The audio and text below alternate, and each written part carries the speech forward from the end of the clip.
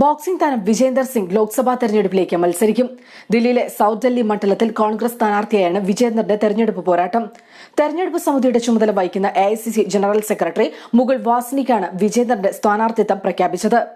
കോൺഗ്രസ് ഇന്നലെ ദില്ലിയിലെ 6 സീറ്റുകളിൽ സ്ഥാനാർത്ഥികളെ പ്രഖ്യാപിച്ചിരുന്നു.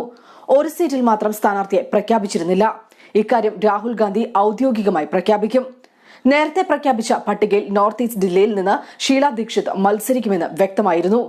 ആം ആദ്മി പാർട്ടിയുമായുള്ള സഖ്യം നടക്കാതെ പോയതിന് പിന്നാലെയാണ് ദില്ലിയിൽ കോൺഗ്രസ് സ്ഥാനാർത്ഥികളെ പ്രഖ്യാപിച്ചത്. ഗൌതം ഗംഭീറിനെ BJP രംഗത്തിറക്കിയതുപോലെ ഏതെങ്കിലും പ്രശസ്ത കായിക താരത്തെ രംഗത്തിറക്കാനായിരുന്നു കോൺഗ്രസ് ലക്ഷ്യമിട്ടത്. നിരവധി ചർച്ചകൾക്ക് ശേഷമാണ് വിജേന്ദർ മത്സരിക്കാൻ തീരുമാനിച്ചത്. സൌത്ത് ദില്ലിയിൽ വിജേന്ദർ മത്സരിച്ചാൽ കോൺഗ്രസിന് വിജയം ഉറപ്പാണ്. യുവാക്കൾക്കിടയിൽ വലിയ സ്വാധീനം അദ്ദേഹത്തിനുണ്ട്.